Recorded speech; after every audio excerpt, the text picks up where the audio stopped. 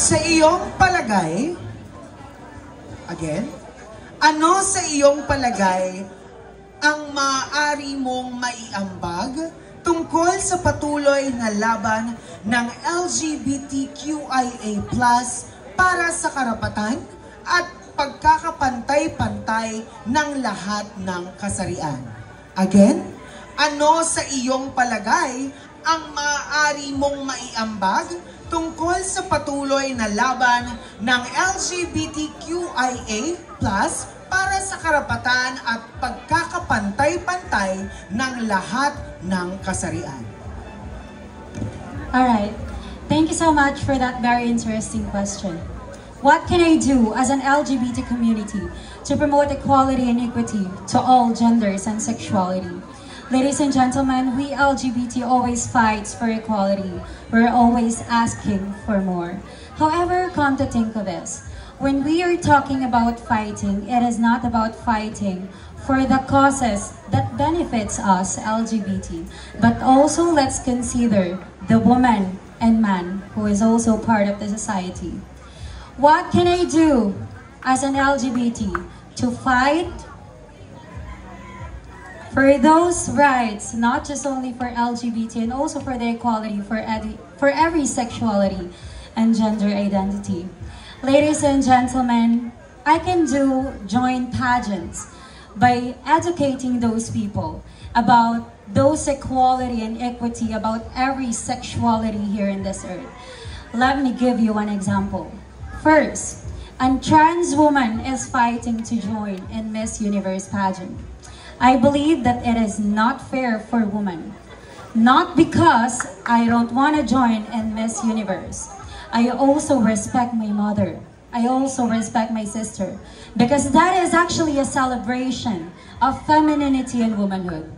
Therefore, as a transgender woman, it is not equality anymore. I believe that LGBT should always fight for equity.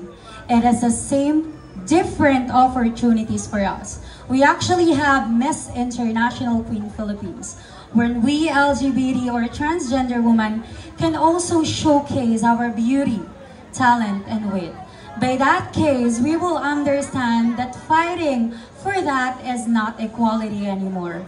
We are actually stepping on the boundaries for every woman who is actually joining Miss Universe.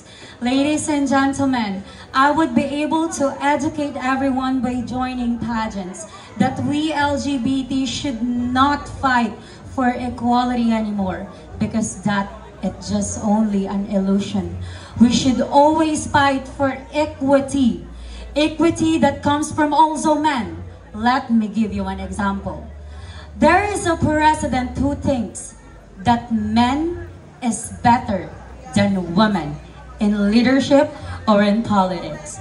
Ladies and gentlemen, there are a lot of leaders here in the Philippines who is a woman, and there is Geraldine Werman, who is a transgender woman, part of the LGBT community.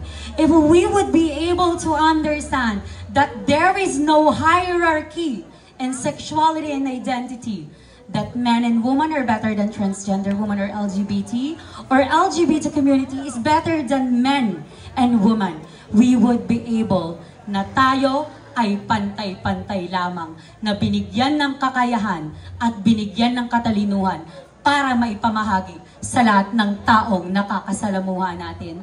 Ladies and gentlemen, God made us the same.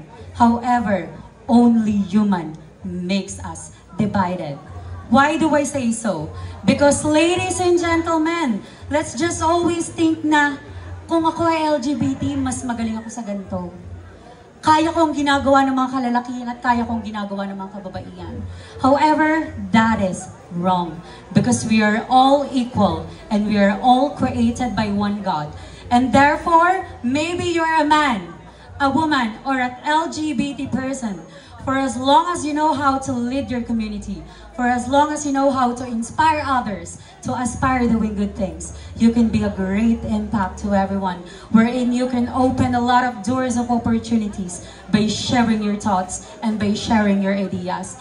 Ladies and gentlemen, I am an LGBT person. not just only fighting for my rights, but fighting for the humanity. Thank you very much. Thank you.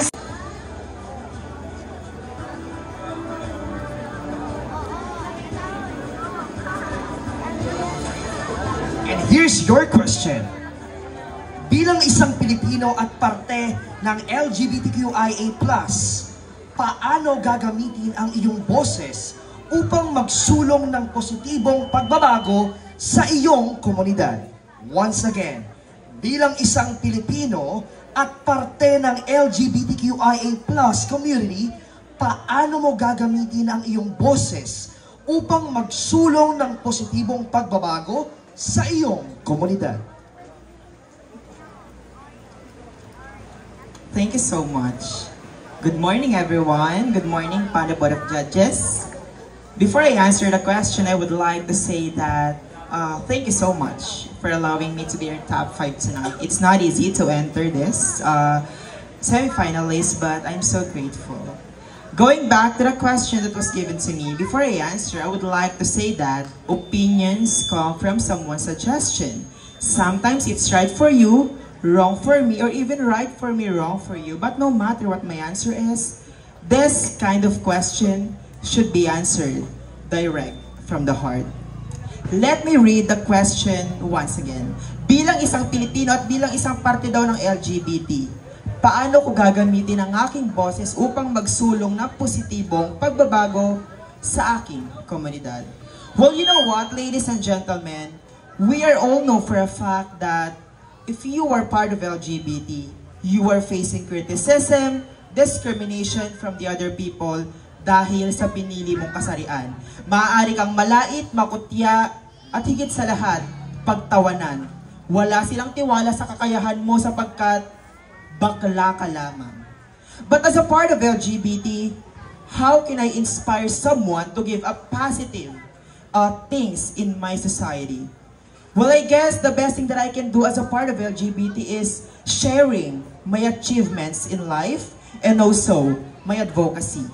First and foremost, I would like to say to someone that the transgender standing in front of you is a proud call center agent and also a business owner at the age of 19. In that way, kaya ko patunayan sa lahat ng naririto na nanlalait at nangkukutya sa parte ng LGBT. Hindi hadlang ang nasa pagitan ng hita ko kung ano ang magagawa ko dito sa mundo upang magsilbing mabuting ehemplo. Naniniwala po ako, mga minamahal kong hurad at manonood, na kailanman ang paggawa ng tama, wala yang kapalit.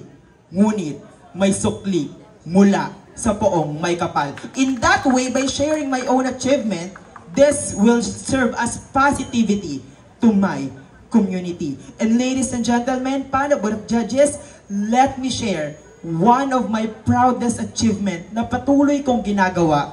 Yes, I have a stable job and I am also a call center. But the reason why I am here, because I am trying to help one person. Let me call very quick one of my assistant, Danny. You might see her as a young transgender. You might see her na simple lamang na bakla na nanonood sa pageant. But the reason why we are here, because I am here to be a beneficial to this person. Papatunayan ko na kahit ako isang parte ng LGBT, handa akong maging inspirasyon sa taong ito. To give you a short story, I will be honest, binubugbog siya ng magulang niya, sinasaktan, ngunit sa ganitong edad siya ay dapat ay nag-aaral at nagtatapos upang makahanap ng desenteng trabaho. Pinatunayan ko lamang na bilang isang parte ng LGBT, to share the positivities, I will be a beneficial to this person, na kahit ako ay tumanda, mamatay, umunat ang dalawang paa, maaalala ko ng kabataan na nakatayo sa aking harapan dahil nagsilbi akong mabuting ehemplo at magandang imahe sa lahat ng tao. Yes, come to think of this, don't think anyone that you are a salot, failed person, that's because your gender is part of LGBT. But always remember kung ano ang magagawa mo dito sa mundo. Sabi nga ni Mother Teresa, we can do small things, but we can do big things with great love. And I guess that's going to be my straightforward answer to that question. As I mentioned earlier, the real intelligent doesn't need to use any quotation, scripted lines. The real intelligent knows how to answer direct from the heart. Thank you. Once again, maraming salamat po. Candidate number 10, Ms. Shan Elise Alamo. And here's your question. Ang sangguniang kabataan ay sinasabing boses ng kabataan sa pamahalaan. Sa iyong palagay, epektibo ba talaga ang SK sa paglilingkod sa mga kabataan ngayon? Bakit o bakit hindi? Again, ang sangguniang kabataan ay sinasabing boses ng kabataan sa pamahalaan. Sa iyong palagay, epektibo ba talaga ang SK sa paglilingkod sa mga kabataan ngayon? Bakit o bakit hindi? Thank you so much for that very interesting question. The question that was bestowed on my shoulder is that sa aking palagay, epektibo ba talaga ang SK sa paglilingkod sa mga kabataan ngayon? Ladies and gentlemen, as we all know that sangguniang kabataan plays a significant role in our society because they are responsible na pamahalaan ang bawat kabataan at ituwid kung ano at ituwid ang buhay ng bawat kabataan sa bawat barangay. Ang tanong na patong sa aking balikat ay, epektibo ba talaga ang SK sa paglilingkod sa mga kabataan? Magiging epektibo lamang ito kung pipili tayo ng sangguniang kabataan sa ating barangay na may malinis na puso at mabuting intensyon para sa bawat kabataan. Dahil naniniwala ho ako na kung pipili po tayo ng sangguniang kabataan sa bawat barangay katulad nila SK, na kung saan sila ay gumagawa ng plataforma na katulad nito, upang turuan ang bawat audience ng Barangay 35 kung ano ang tamang gawain dito sa ating mundo. Ladies and gentlemen, our SK, our sangguniang kabataan in our barangay, give their effort just to share, just to promote what they can do in this society. Kaya naman tayong mga Pilipino, tayong mga bumoboto, pagkatiwalaan po natin sila. Dahil kapag pinagkatiwalaan po natin ang bawat sangguniang kabataan sa ating barangay, magkakaroon po sila ng inspirasyon at motivation upang gawin ang kanilang best. Because ladies and gentlemen, our sanggunaang kabataan plays a significant role in our life, and always remember that our moral obligation here in this earth is to inspire and uplift one another with a sense of peace, love, strength, and harmony without no exception. Thank you so much. Thank you so much. Kahirapan, diskriminasyon, kakulangan sa edukasyon sa Pilipinas. Ano ang pinakamahalagang issue dapat unahin ng lipunan ngayon at bakit? Once again, sa kabila ng lumalang ng issue ng kahirapan, diskriminasyon at kakulangan sa edukasyon sa Pilipinas, ano ang pinakamahalagang issue dapat unahin ng lipunan ngayon at bakit?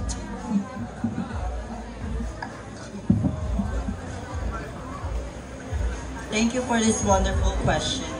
Sa kabila ng issue na kinakaharap, diskriminasyon at kakulangan sa edukasyon sa Pilipinas, ano ang pinakamahalagang issue